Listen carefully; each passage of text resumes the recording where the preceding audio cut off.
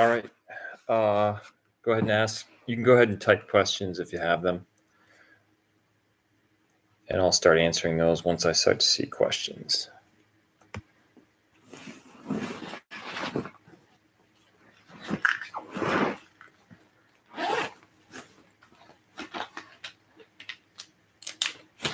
All right. Go ahead and type questions. I've got a whiteboard just in case.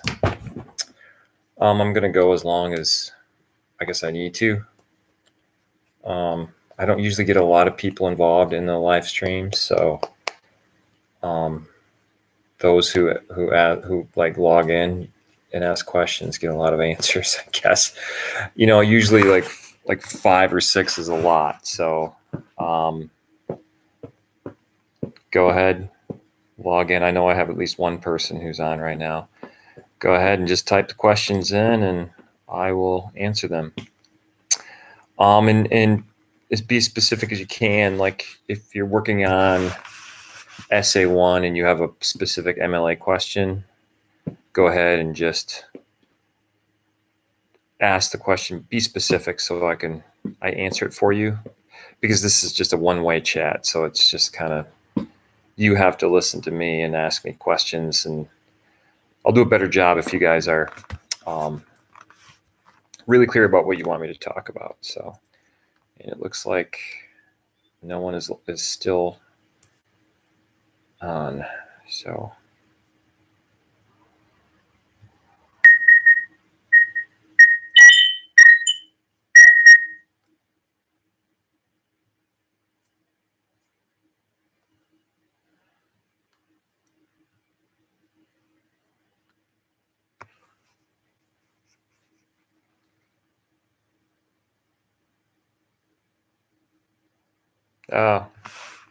hi, Colton. So it depends on what you're using. All your lines move. So what you have to do is put your cursor at the end of the first line and then hit enter, and then you tab in. If you don't do that, it'll auto format everything over. It's pretty darn annoying. Give that a try. So take your cursor, put it at the end of the line, then hit enter, then tab in, and then go to the end of that line. And then you just keep doing that until you get to the end of the citation. Go ahead and try it actually right now. And if it doesn't work, you can just let me know. I'll try a different way of explaining it. It would help if I could show you my screen, but I can't do that. So it doesn't work with this particular format. Hi, Muftin. Well, there's a lot to teach you about the body of an essay, or anything you write for that matter. You have to have in body paragraphs. I think if you're really trying to figure this out, make sure that you have a topic sentence that really states what is this paragraph attempting, what is the discussion point in this paragraph. So if you're writing about like the symbolism in a red convertible, then maybe you write that in your topic sentence, the red convertible symbolizes the kind of the turbulent relationship between Henry and Lyman. And then you offer examples of like where like how does the like, for example, let me give you a better example of a topic sentence. A better example would actually be if you had like the convertible symbolizes Henry's distance when he returns home from the Vietnam War. Because like, and then you give examples of like, well, Henry doesn't go near the car when he comes back. He sits, he's idle, he's not moving or engaging with the world. And so is the car. It's sitting out, outside underneath in the barn or something like that, not moving. And so like, this is kind of hard to explain in terms of just out loud. I usually give a lecture around this, but when you think about body paragraphs, you think about your thesis. Your body paragraphs will support that thesis. And if they have a topic sentence that connects them to the thesis, they will be like, you'll be on the right track if you do that. So in my face-to-face classes, when we have, I actually require them to have conferences with me before they turn in the final drafts. So they have to meet with me for a few minutes. And that's really, the main thing we discuss with most of my students is thesis, topic sentences, supporting paragraphs, and support itself. Because those are really the most important things you have to learn in this class. So focus on those things. Your thesis really is something you should work on. It's not something you should just kind of slap in there at the last minute. It's really, really important. And so essay 2, we're actually going to start working on the thesis a little bit earlier. But now that being said, I felt like the exploratory drafts for essay 1 were really pretty good in terms of developing ideas. The rough drafts were pretty good. Actually, most of the rough drafts were good. I think it is very hard to teach paragraphing for a whole bunch of people. It's much easier to teach you writing one-on-one. That's why I meet with my students in my face-to-face classes. Something I would really consider if you do take classes on campus, consider coming to my office hours. I was going to send out an email this week anyway. The writing center is good, but like, you can also just talk to me, and in a half an hour, even 15 minutes, we can accomplish a lot in terms of like getting you to where you want to go as far as your paper is concerned. I just talked about that for a long time. Sorry about that. Hi, Wendy. That's a good question.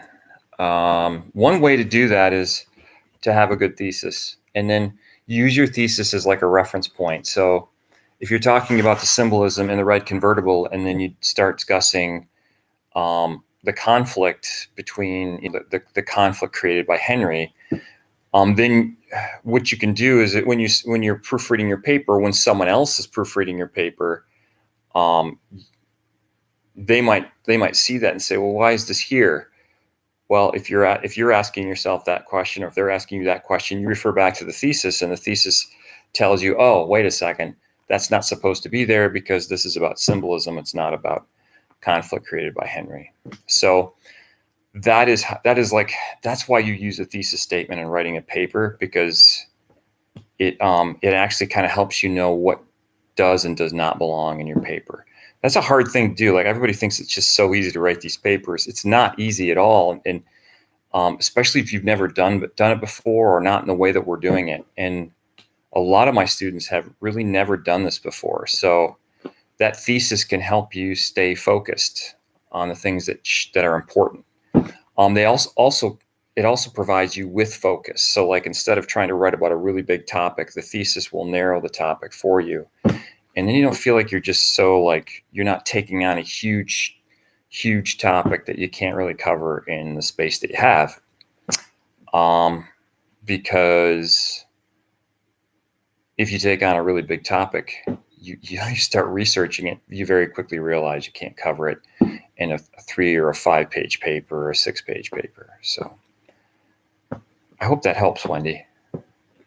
And Colton, if you're still on, I'm curious to hear if my explanation of how to tab the works cited page worked. And you're welcome, Muftin. I wish I could explain it better. Excellent, Colton. Glad to hear it. Yeah, it's a simple but annoying thing, and it's the simplest way to do it. So that's what I tell students to do. Any other questions? And I should probably point out too, I'll have more videos. So I'm really big on keeping tabs of, like, if I make a video, how many students watch it. And so I've been keeping a tab on that. I've only had 2 videos. I try to not use too many because I know they're boring, and I don't want to contribute to boring things in the world. But it's like the simplest way to get you information is to create the video. So there will be others coming out. One will be actually on researching using D2L and the library, and that'll probably be soon, actually. But if there's one that you really would like, if there's a video on something you'd really like if you have a topic in mind that you're just struggling with or you think would be helpful, let me know, because I will make one, and I'll try to make a better one than I've been making.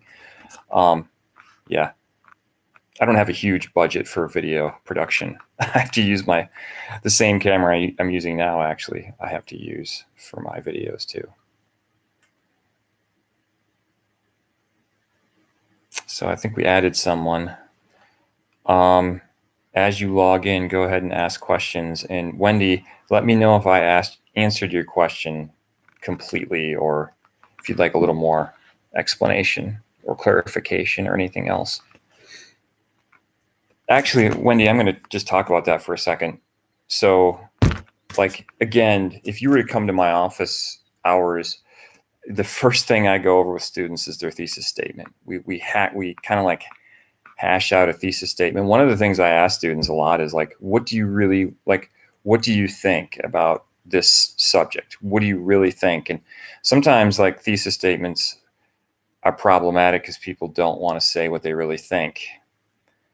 But you shouldn't really, it's easy for me to say this, but it's better if you say what you really think.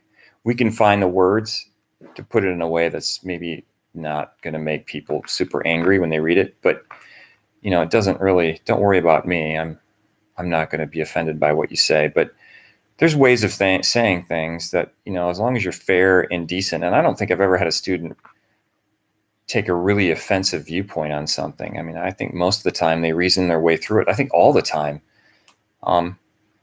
So I don't know. I mean, I think, but that's a big part of it, is just sort of believing that what you're saying is, say what you really think. Don't say what you think people want to hear. Any other questions?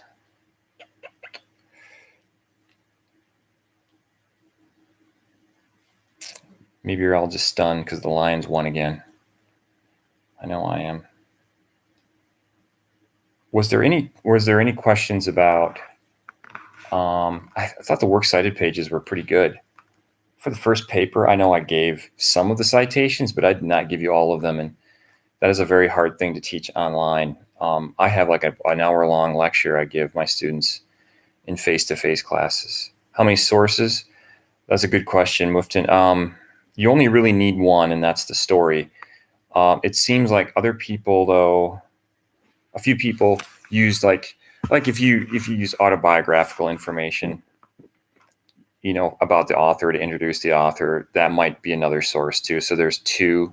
A few people did more in-depth research. I don't think there were many. That was more common in my face-to-face classes, and that's because I gave them a little bit of a tutorial on it. But not much. Even they didn't use much. So at least one, but maybe more. And like, I think for online sources on the first paper, EasyBib is your best bet for citing sources. And, there's others, but that's the simplest. Did that answer your question, Muftin? Let me know if it did or didn't. And Wendy, I'll go back to you for a second. Did I answer your question?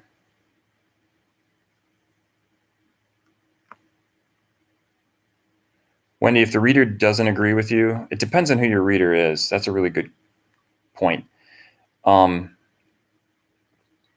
So like,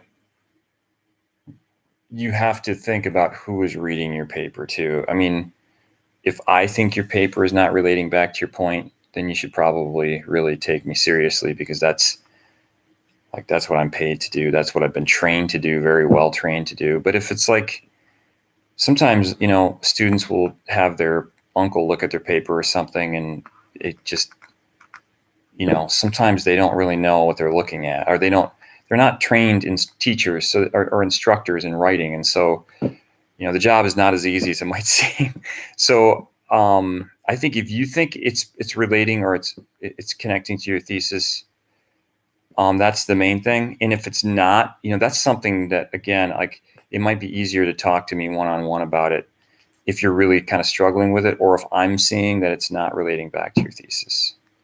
So I know that's not like a totally obvious answer, but but I think you have to consider the source. So if you had someone else, like if you took your paper to the writing center or writing studio, and someone read through your paper, they might give you advice, but they're not writing instructors. And so sometimes they give advice that I don't agree with. Like I have a way of instructing my students, and it took me a long time to figure out what I've already figured out, and I haven't figured out everything. And so, sometimes they give you advice and you have to decide whether or not you're going to take it, to be honest with you. I would say too, Wendy, if you're really concerned, just see how the first paper goes. Give it your best shot. I mean, it's, just turn it in. Don't worry too much about it, because I always usually end up giving students at least one rewrite for the semester. And it's usually the first or second paper for most students. So, sorry, Colton, I kind of got away from you.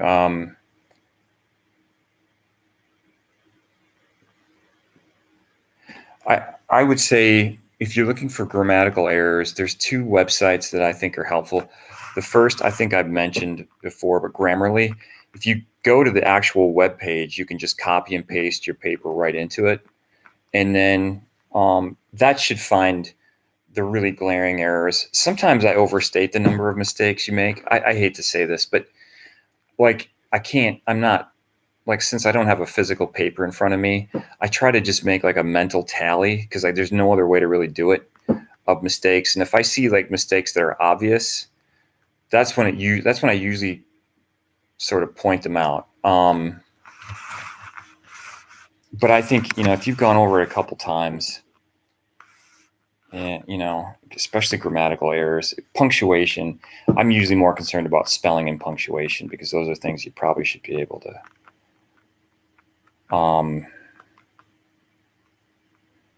That's something yeah.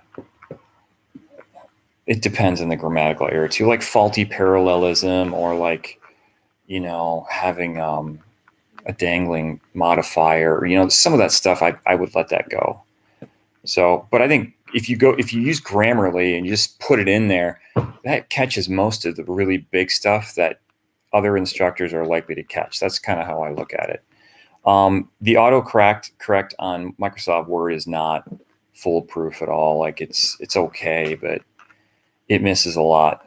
I know that because I've typed out so many documents and written so many things on Microsoft Word that had errors in it when there was no indicator of an error anywhere, and then it had this glaring error. And there's specific errors that Microsoft Word just can't catch. I think they're like the language has like these complexities that are just, hard to account for, I guess. But so, yeah, I would try Grammarly, and then don't like overthink it. I may have just been, I might have seen a couple things that jumped out at me and thought, oh man, make sure you proofread this. But it might not be that bad when I go over it the next time. So if you've done all your due diligence and you've done what you can, you shouldn't be too worried about it. Wendy, did I answer your question? I know that I wasn't just answering it. That was Golden's, but I just want to make sure I answer your questions before I want to make sure I answer Wendy's question. That was my point.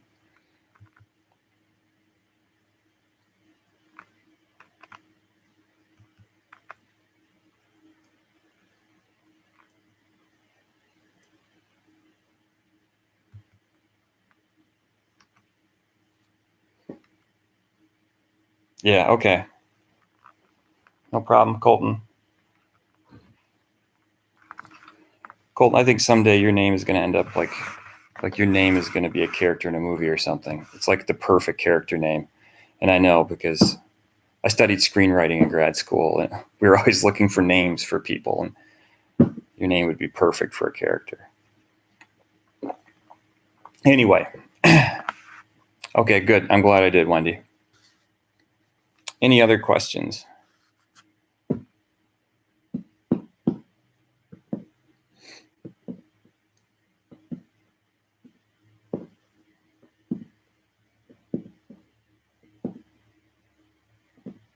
So the other thing I like to do is, after this first live stream, I like to cover specific topics. So, and when I send out the email, I will make sure there's a topic in there. But if you guys can think of topics off the top of your head, things that you just want me to talk more about, I can.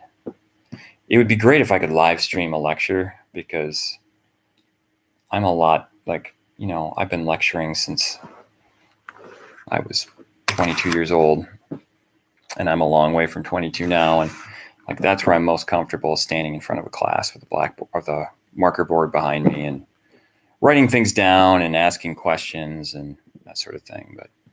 But if there is something you really would like me to discuss, I'd be happy to do it. I have my mini whiteboard board here, if you can see that. It's pretty inadequate, but it's a start. So yeah, if there's a question, and then you can always email me too. And sometimes that's where I get my best ideas for topics.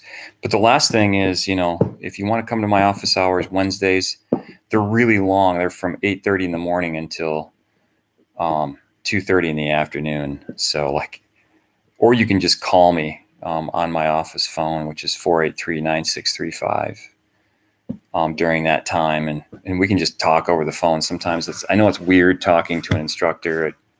Trust me, it would have been weird for me too, but it is like in an online class, I can just give you the information in such a direct way. And with writing, everything is so personal. Everybody's different. Everybody's very, you're finding your own voice. And so you're not going to do things the same way. Some of my students, will probably write papers the night before they're due, and some will start 2 weeks ahead, and they might get the same result, but and so you have to do what works, and figuring out what works is kind of the biggest step in all of this. We do multiple drafts for essay 1, but we're not going to really do that as much on the next 3 papers. But also, I don't think many people will write multiple drafts of papers, in their psych classes and things like that. They might write 2, and so part of this class too is learning how to write efficiently and to avoid wasting time and getting the best possible result. That's why structure is so important. When you follow a clear, simple, direct structure in your writing, people will follow it and they'll get what you're trying to say, and then they won't get frustrated and angry and give you lower grades. So that's also why I emphasize MLA formatting, because if APA and MLA are very similar, and if you understand your MLA formatting, it's like one less thing your instructors down the road, your professors or whatever, if your citations are good, it's one less thing they can mark you down on. And sometimes, they're kind of looking because they want to have bell curves and they don't want to give out too many 4 points and all that kind of stuff. So yeah, I try to teach students how to kind of navigate the academic world with writing too, because I learned some hard lessons as a college student. That is for sure. I thought I was a great writer when I was a freshman in college, and I was wrong. And my instructors made sure I knew I was wrong. So I learned, and I might as well pass on the knowledge so you don't have to suffer quite as much. Are there any other questions? I might sign off pretty soon here. Wendy, I'm glad I answered your question. Same with you, Colton. And Muftin, thanks for showing up. Wendy, that's a good question. I don't really do quizzes, frankly. With writing, it's kind of, I really care about one thing, and that's your writing and writing and literacy. So we won't really have quizzes. We'll just have kind of the same thing. You've done pretty much everything we're going to do in class. There's going to be occasional homework assignments. There's going to be discussion boards. There's going to be writing. And then I think it's, to some degree, there's stuff like this, where if you participate, even though it's optional, it's going to help. The more you learn in the next 16 weeks, the better. And so that's what you really should focus on. Spark Notes. I think I would go to the Spark Notes page. Yeah, no one wrote it, Colton. Trust me, no one wrote that. No one's gonna own up to writing Spark Notes, and that's simply because in the academic world, it's seen as some sort of egregious thing. But frankly, it's really helpful for most students. So instead of using the author's name, you're going to use the title, which if you think about an MLA in-text citation, it starts with the name of the author, and then it goes to the title, and then it goes into like the publication title or whatever. So this, like in this case, Spark Notes. What you're going to do is just skip the title and go to the next thing. And what you can do is you can try an easy bib with that, or you can use Nightcite, KNIGHTCITE, which is out of Calvin College. You can use that too, but easy bib might be simpler. So yeah, no one wrote that though. There might be an editor. I don't even think there's editors for Spark Notes, but I mean, it's kind of, I would think of it almost as like Wikipedia, where Wikipedia doesn't have authors either, but it does have sources. So it's, you know, it has some credibility just because of that. Did I answer your question, Colton? Does that help?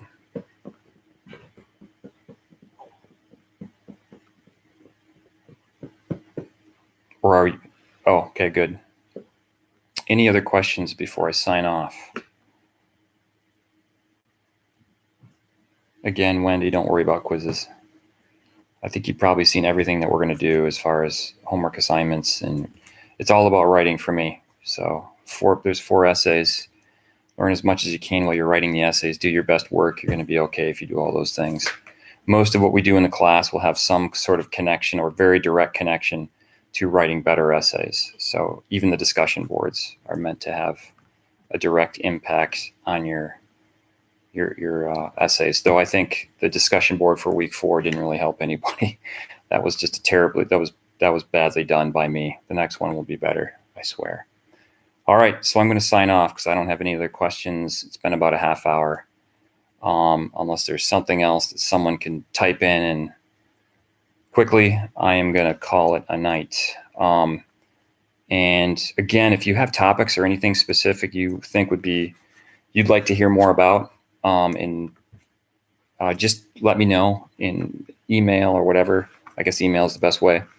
And I will go ahead and make that happen for you. Maybe in something like this or in a video. But anything that's not clear, just let me know. All right, you guys have a good night. Good work. Keep it up. The first paper is the hardest. Then it gets progressively easier. And if you hang in there, this is all going to make a whole lot more sense by the time you get to the end of the semester. So, but again, keep asking questions. All right, we'll talk to you soon.